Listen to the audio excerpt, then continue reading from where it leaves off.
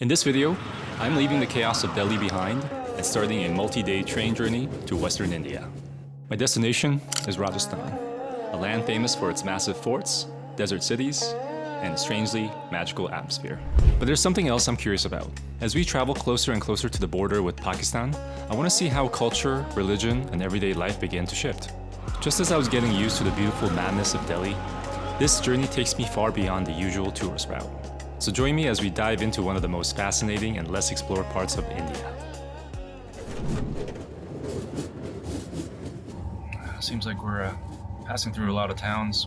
It's almost like we're stopping every 15, 20 minutes. So yeah, it's a bit of a slow train. And there's guys selling chai or samosas, which is a bit of a concern. I was hoping to get more proper food. But worst case scenario, I'll just have to live off of chai and samosas. Wonder if that's going to be the rest of my journey in India. Apparently there's a wait for you to book your food while you're on the train, and they will deliver the food right to my coach. Alright, where's my food guy? I already paid through the app, so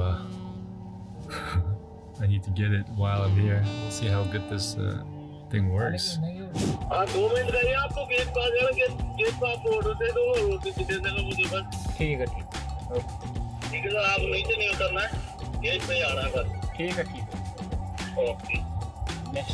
Next station?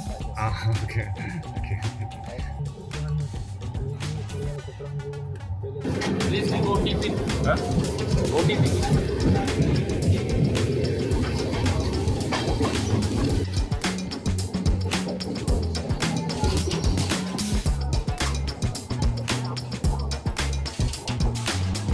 That was a bit of an adventure, but food has been delivered. Thanks to my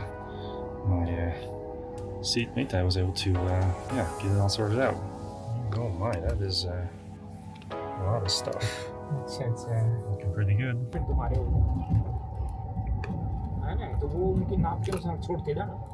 Yeah, now it's dark. Some people are getting ready for sleep, it seems like. For myself, I'll be getting off soon.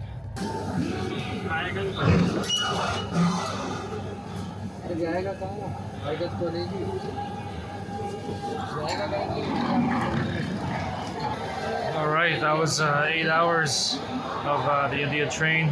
Alright, time to get out of the station and look for my hotel. But yeah, now I could use a nice warm shower and a nice bed. Alright, let's see what happens. Oh, no. No. Yes, as always, of course, there's people wanting to get some business right outside of the train station. That wasn't so bad. It was just one guy who was a little aggressive, but my hotel is really close to the train station. Okay, so there's less people and vehicles, but the beeping's still there. You know, you're still in India, I guess.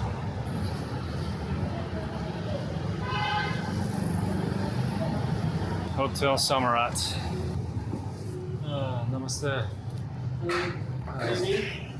Hello? Good evening. Good evening, yes. I have a booking for this.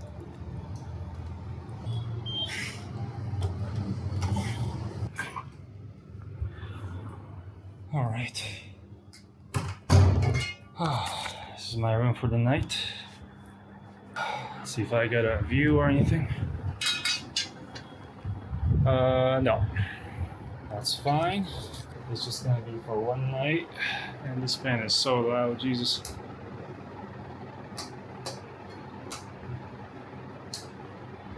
Turn the fan off here. God. Alright, well, I'm just in the city of Ajmer for an evening. So let's see what I can find. Alright, looks like there's some action here. We're just getting some food. I see a place called RR Chinese Food. Yeah, I don't know about that. I don't know how much of a Kung Fu chicken they can make here in Ajmer, India. Sorry, guys. Looks like I found the Moxies of Ajmer, or TGIF, I gotta say. The mango masala. Oh, okay. All right, looks like it's like a cafe and cafe/restaurant and all that good stuff. Yeah, all right. Looks fine, but it's not exactly what I'm looking for. So I'll just keep moving on. These food stalls here give me some of that Southeast Asia vibes. My dinner's gonna be some momos off this street.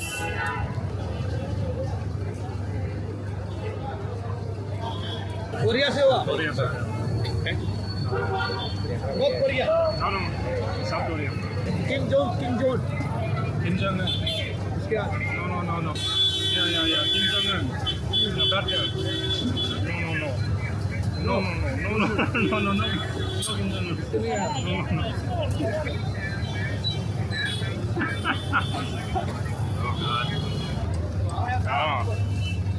Oh, good. Okay. India best. Next day, I woke up feeling surprisingly refreshed. The plan today is to get to the city of Jodhpur, otherwise known as the Blue City. And while I was having some tea that morning, I felt like I was really traveling again. Having been a digital nomad that was chasing comfort all the time, I had almost forgotten how it felt to take the plunge out to the unknown. And now, it's time to get to the station.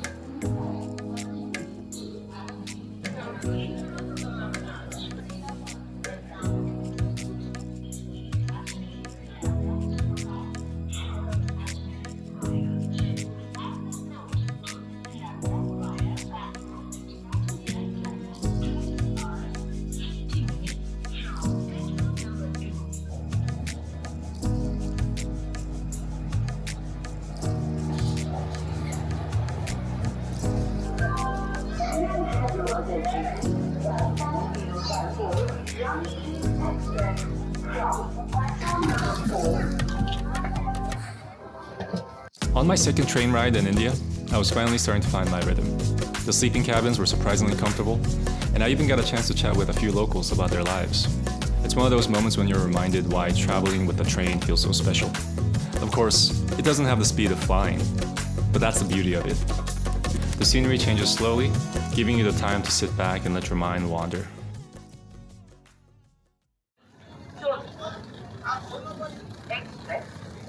Alright, just got to Jodhpur. It was about a 5-hour train ride from Ajmer. Not so bad. I'm seeing a shift in the vibes already. I'd say 99% of the women are wearing traditional clothes. Okay, well, we're gonna get a crowd of tuk-tuk drivers. Oh yeah. Shit. What's gonna happen now? I gotta get out of the station. I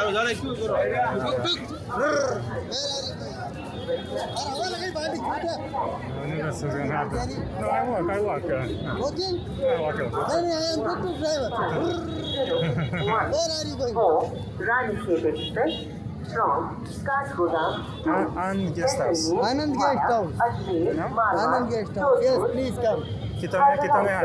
150 rupees.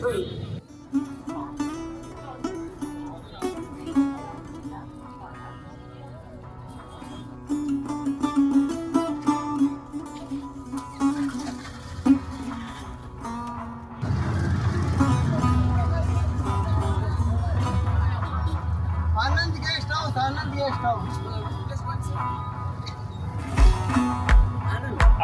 Anna Guest House. And guest house. And yeah, we have. Okay.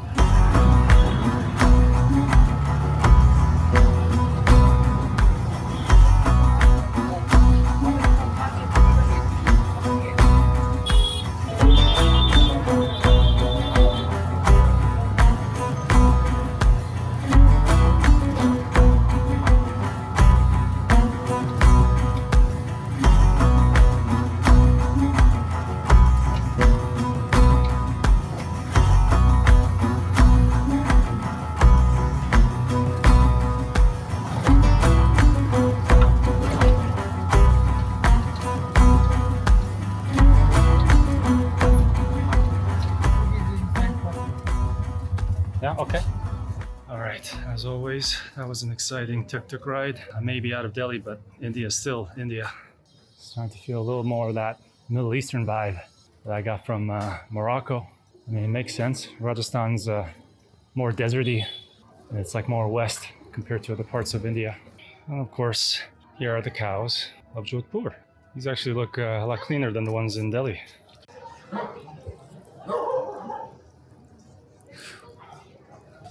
And guest house, I've made it. Oh, and there's some calves. Namaste. Your name is Riku. That's me, yes. Hello. Thank you. Nice to meet you. Nice to meet you. What's your name? Altaf Hussain. Altaf Hussain. Nice. Upstairs? Oh, wow. It's really steep. Okay. Up, no? Okay, namaste. This is my room. You book this with AC. Okay, perfect. Is that okay? Without window, without balcony? Yeah, this is fine, yeah. Or you want a window or balcony, or you want AC? I would actually, can I see the other room? Yeah, I don't need that. Leave it back. Okay. The window? Yeah. But no AC. Okay, this one better. Okay? I'll take this one. No problem. So this is Rajasthan.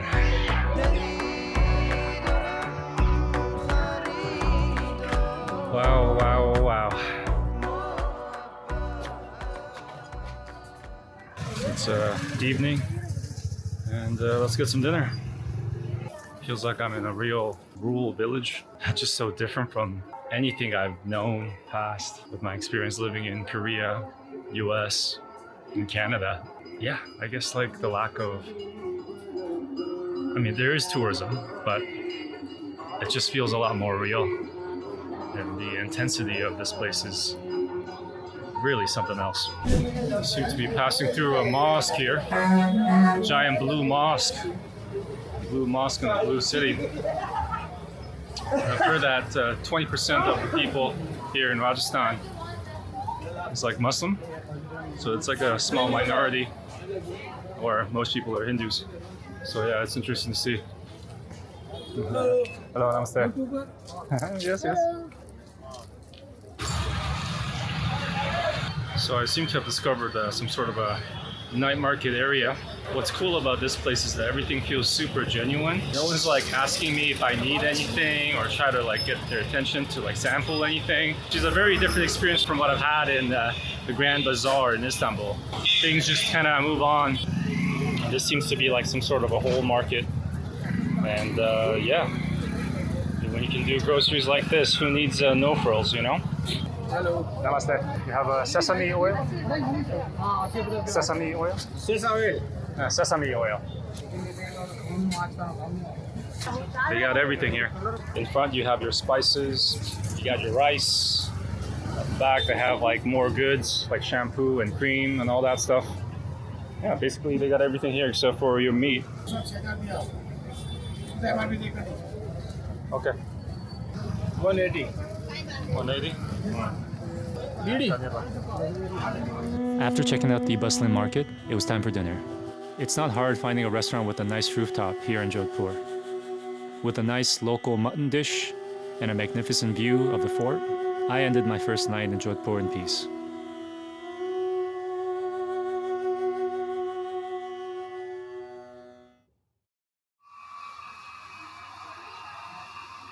Gotta check out the center of Jodhpur. There's some foods that I want to try and some things I want to buy as well. All right, this street is full of action as always. A lot of kids playing on the street. Very outgoing kids. Hello, namaste. Namaste. Outgoing and friendly bunch. Oh my God. So yeah, this is basically the vibe on any given street here in Jodhpur. The way people live here, it's really refreshing, I gotta say. It's completely different than what I've seen before. I guess like the closest comparison I can make is Morocco. But I think in Morocco, I had more scammers and people trying to like, I don't know, like kids asking for money all the time, and it was quite annoying. But here in Jodhpur, I feel like it's a bit more chill, and people just want to say hello, and they're just genuinely curious about who I am.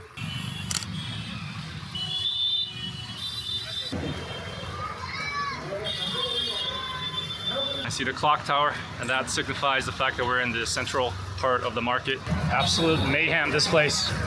Holy shit.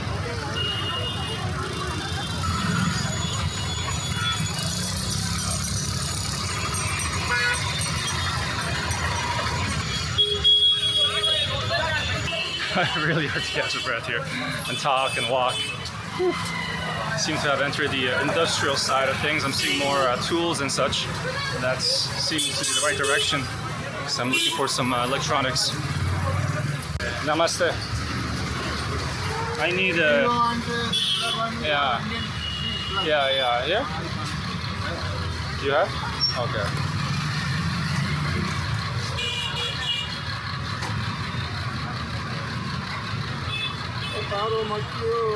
कितना है? 72. 72. Okay. ये क्या है आपका? Huh? No. Korea. Korea. ओह, दक्षिण Korea. Korea का वो जो बॉस है, बॉस वो किसी को बाहर नहीं निकलने देता है। तो भाई मैं छोड़ा था, गोली मार दो।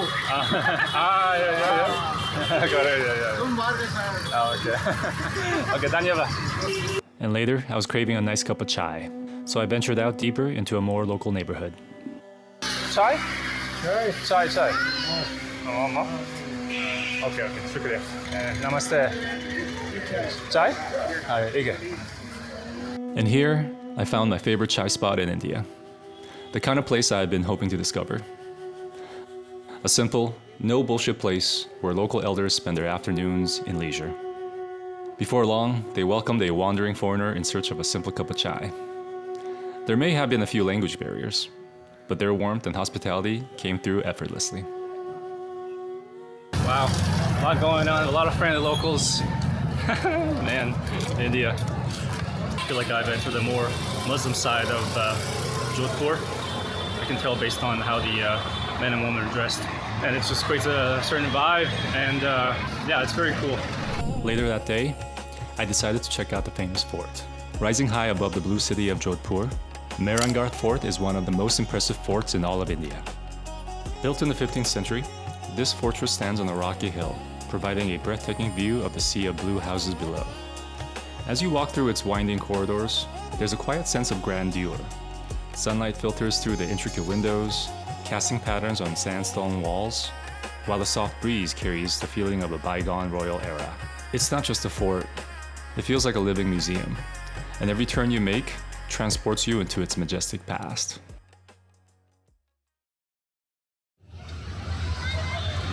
Good morning. I'm taking the bus to Jaisalmer today, leaving Jodhpur. 8:30. 8:30 Jaisalmer? 8:30. 8:30, yes. Street number 2. Seat number 2, yes. Jaisalmer? Yes. Okay. This bus. This bus? Yes. Okay. Yeah, hello. Huh?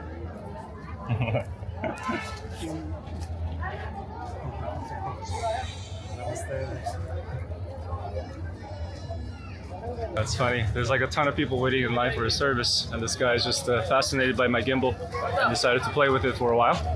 Anyways, that's how India goes. Huh? Number two.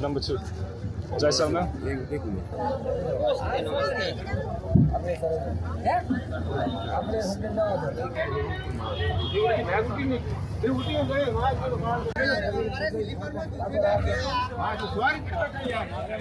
So this is what a local bus experience is like, huh?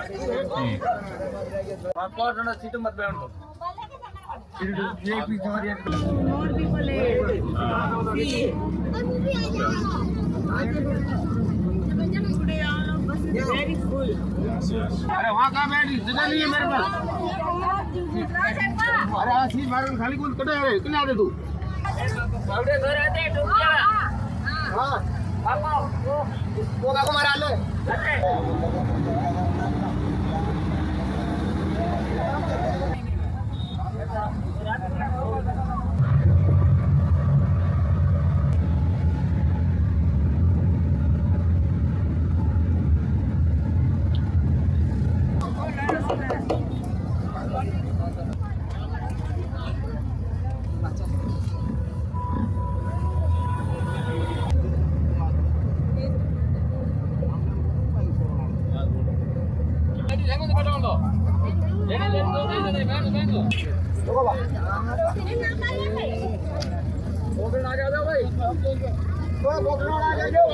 Ooh, okay, that was one hell of a ride.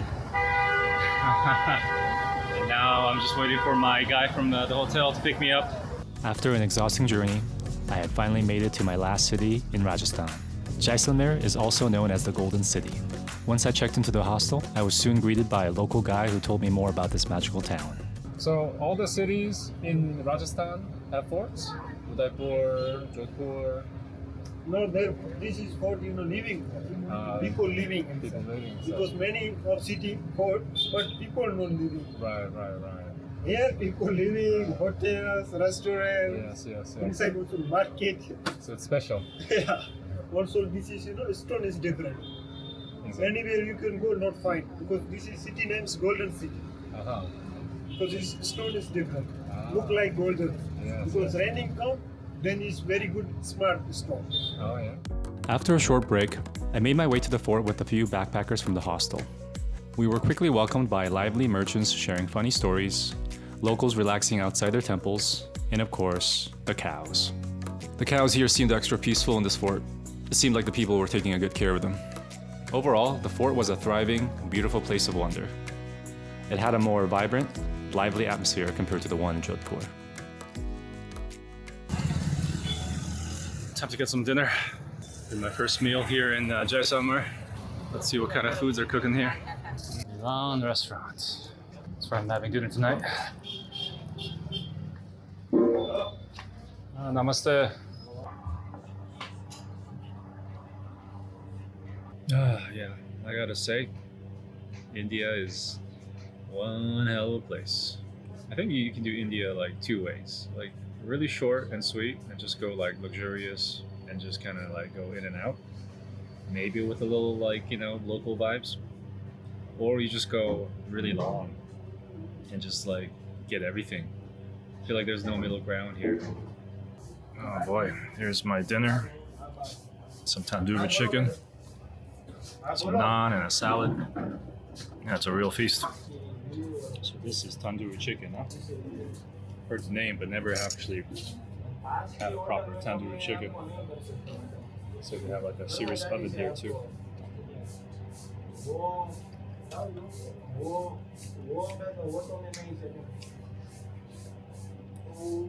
Holy shit. Shocked at how they can make this white meat so tender. It's usually quite dry.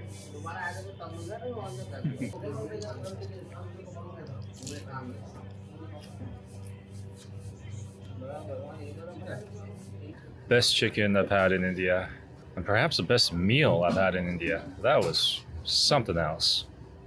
All right, that was a real cool experience. And yeah, really nice meal too. Only cost me 500 rupees. Hey. The next day, I was set to begin the final leg of my journey, heading out to the desert in the far west of Rajasthan. Namaste. Where are you from in Japan? Tokyo. Tokyo. Yeah. So this. 私はホギュンですね。ホギュン。ホギュン。ヒカルです。ヒカル。はい。よろしくお願いします。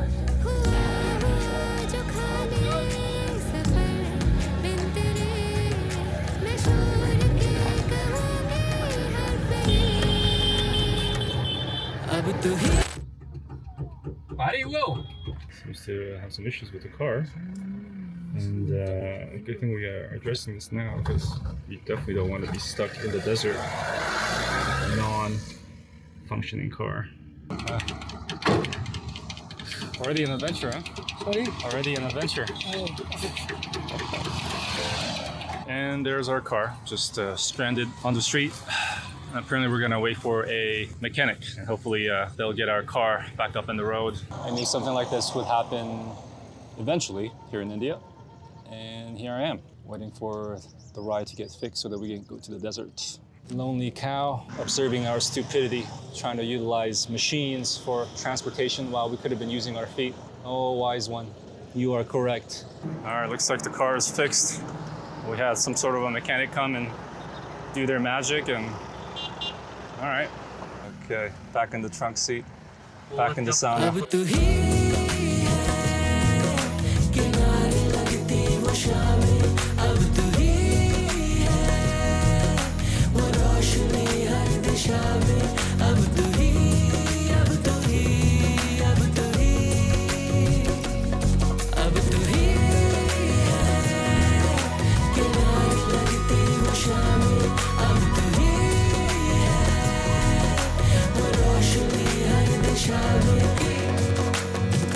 Okay, we have now arrived at the camp. It was a pretty difficult journey, but yeah, we've all made it.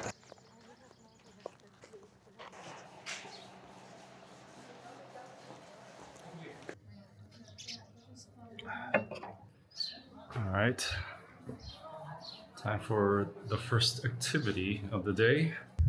All right.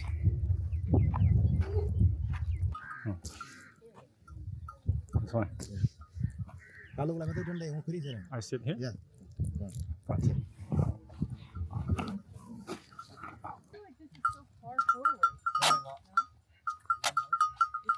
What's the name of the camel again? Kalu. Kalu. Yeah. All right. Disco. Thank you, Kalu and Disco, for the ride. Can I touch? Yeah, no problem. No problem. Yeah.